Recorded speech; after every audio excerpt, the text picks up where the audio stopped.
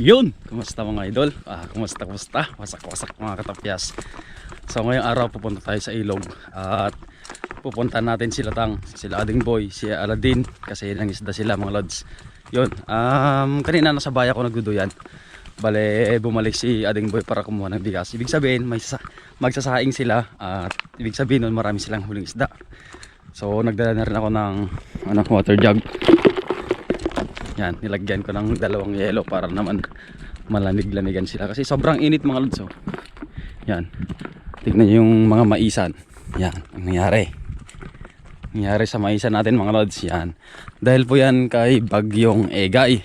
So yung tubig mga lods, yan, papakita ko sa inyo mamaya kung saan umabot yung tubig. Dito mga lods, umabot dito yung tubig. Yan, pero dito sa bandang to hindi na sumampa dyan. Hindi na sumampa. Dito inaabot. Tignan nyo kung anong nangyari sa mga maisan mga lods. Yung dating napakagandang mga maisan sa mga nanood ng mga vlogs natin dati. Alam nyo kung gaano kaganda yung mga mais dito. Yan, hindi mo akalain na maraming mais yung sinira dito. Akala mo hindi natamnan, no? Gawa nung pagbaha, malaking tubig, yung mga lupa tinabunan yung mga tanim na mais. Yan, yung mga tao dito mga lods takot ng tamnan kayang crappie na to, pero meron pa rin tulad nito, may naglakas loob pa rin na nagtanim kasi syempre natetengga yung lupa ng isang cropping. Pero karamihan dito mga lods hindi na talaga nagtanim. Sobrang laki ng mga puno, ang tatangkad ng mga mais. Yan, kita nyo yung mga natira dyan. Yan po yung mga naiwan lang, pero karamihan wala na mga lods. Tuyong-tuyo na, baling-bali dahil sa agos ng tubig. Ito, nagmistulang dagat mga yan mga lods. Yan, nagmistulang dagat. Ang ilog naman natin dito is hindi naman kalakihan. Ang layo ng ilog pero bakit inabot? Sobrang daming tubig talaga yung binuhos ni Egay mga lods. Ito, natamnan to. Yan, wasak. Yan lang yung tinira. Yan, ito yung namumunga. Yan lang din yung tinira. So wala na, give up na. So ibig sabihin na naman yan, lugi na naman yung mga farmers mga lods, mga nagtatanim ng mais dito sa malapit sa ilog. So pwede na tayong dumaan dito para shortcut. So ito, papakita ko lang din. Yan, may bulaklak na. Mamumunga na rin sana mga lods eh. Yung iba may bunga na. Sayang at nakakaawa yung mga natin farmers, di ba? Ang laki ng gastos eh, magkano abono. Dito na tayo mga lods. Sobrang init talaga.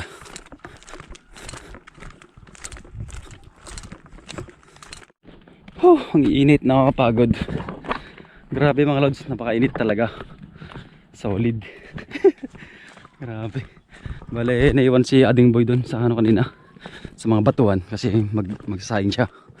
Tapos susundan ko sila dun sa taas at mangingisda kami mga lods. Malay nyo ako yung makahuli ng pinakamalaki. Alright.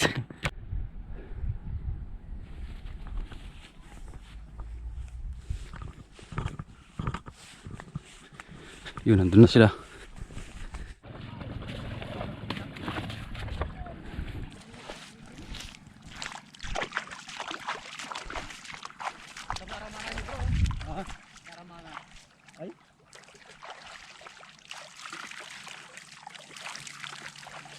Op. 1-0.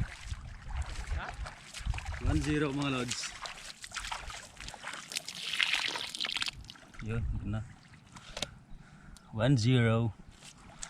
Mga ganyan. Matik na yan. Oh.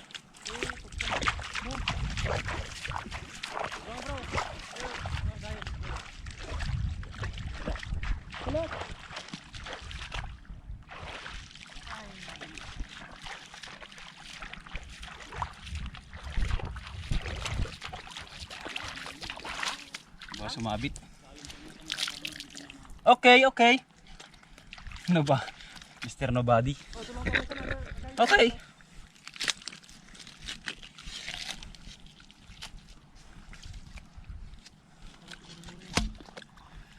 Isa lang mga lods, isa.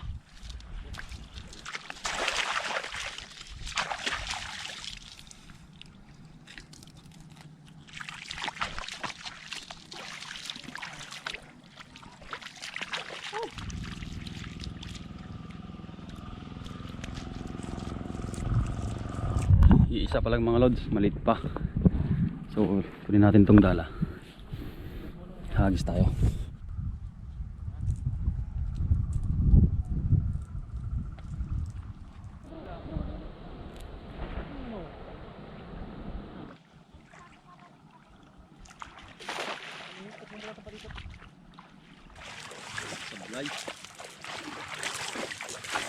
Sablay mga lods, luto na tayo ng sinigang na isda. So eto, maliliit lang yung mga nahuli namin. Yan. Oh, mainit. Tapos may ihawin tayo dito. Yan o. Ay, hindi ko nakuhanan yung mga lods paghuli namin ng iba. Kasi nagloko yung camera natin. So eto, nakatoka tayo magluto ng ulam. Si Ading Boy nagluto na ng kanin, nandito na. Yung iba nagpapalamig sa ilog dun. Kasi meron tayo ngayon ng ulam. Kamis ngayon lang ulit mga lods kasi 3 ban tayo sa Cavite. Tapos ngayon lang ulit tayo mag catch and cook. So nakakamiss talaga, diba? Kasi dati lagi halos araw-araw tayo nandito sa ilog. Yan.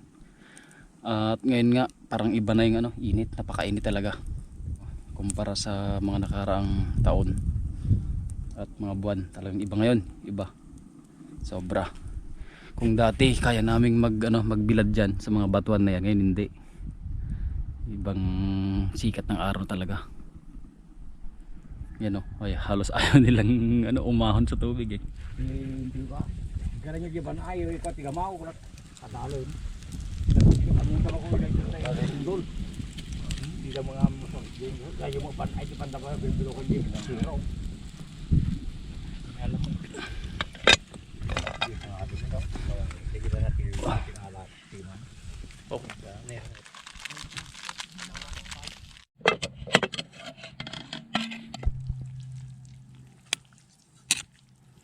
Nilagyan natin ng kamote mga lods, talbos. Sarap na ng asim. Wow.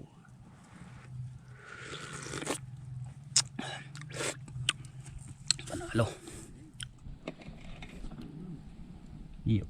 Hiniwalay na natin mga lods para hindi madurog. Sarap.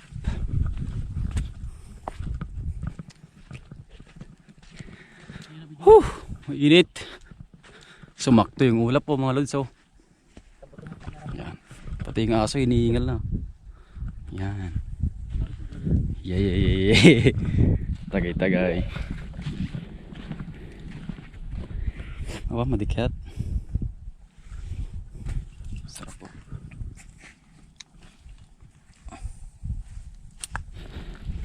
Lipat tayo sa ilog mga lods kasi mainit. Parang nagdiliyab.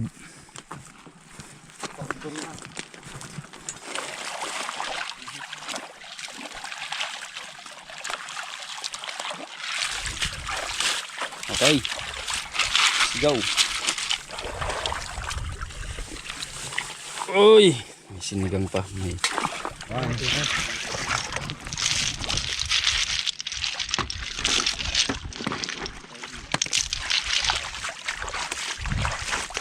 ulam.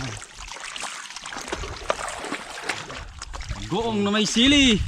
Alright. Yun. Sarap. Gara. Matugid ka rin pa malamis. Mga tulya na rin dito. Tulya. Oo na. Tulya po. Yan po. Malaki. Tulya po. Handa kami papaidaman na may kalap man eh. Let's go.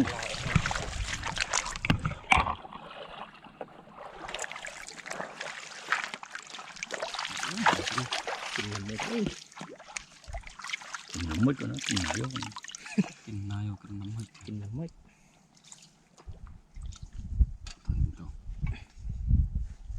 Yan. Masarap.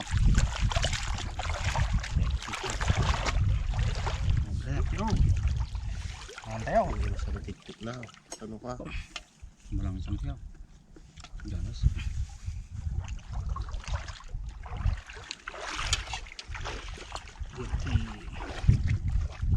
Silap.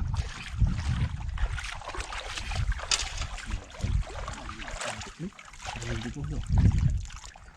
Hindi karya. May sili. Oh, yun.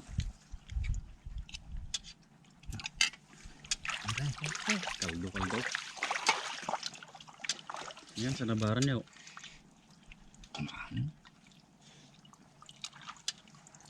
Nabaran mo nga ito niya.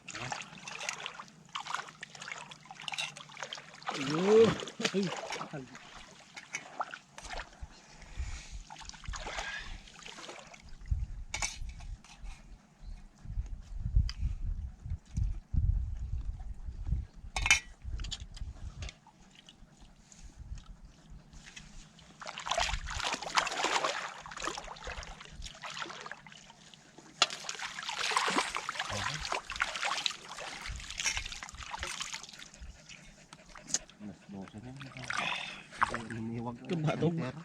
Kaya na berkan wah. Wah. Mahal ko lang ito wah. Minsan. Namus kaya.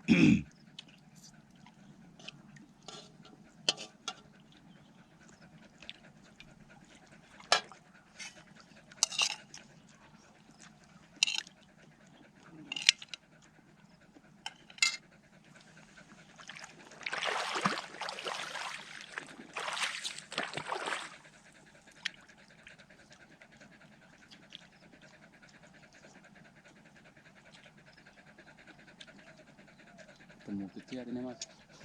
No. Tumutut. Lang di ko. Gusto mo ilang ini.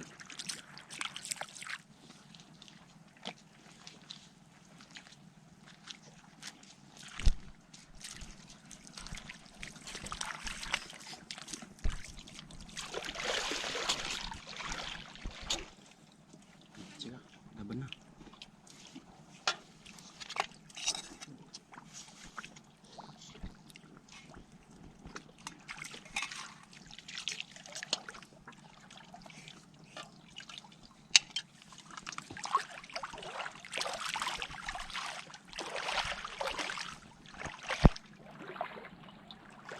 Basit sa mo kinanepok.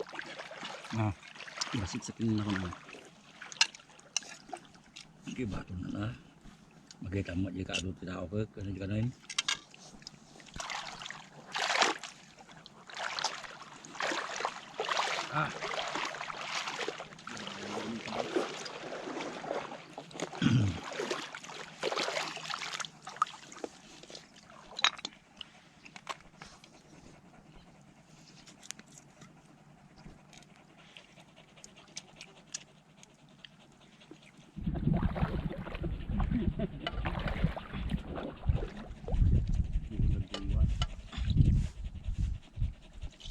thì manok Hindi ay ka. Tinola. Ano tatagid eh.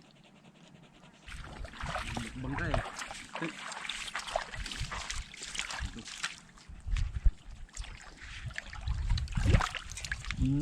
rap Tung lang. Masaya.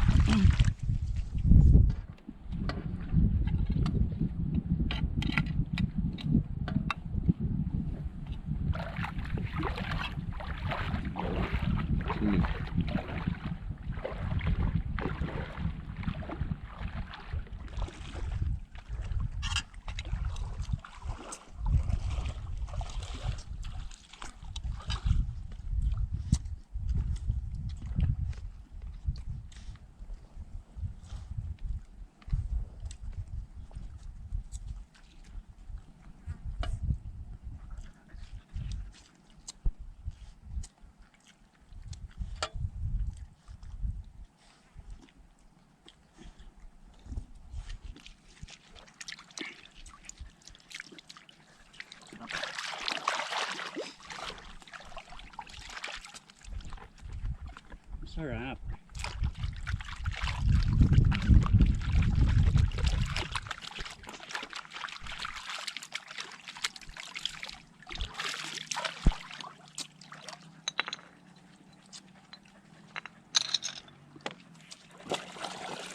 Bye.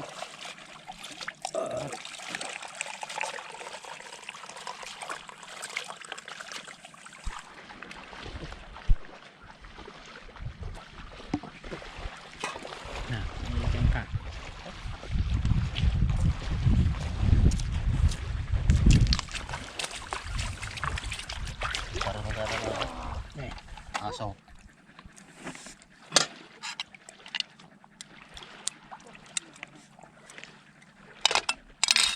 Ito.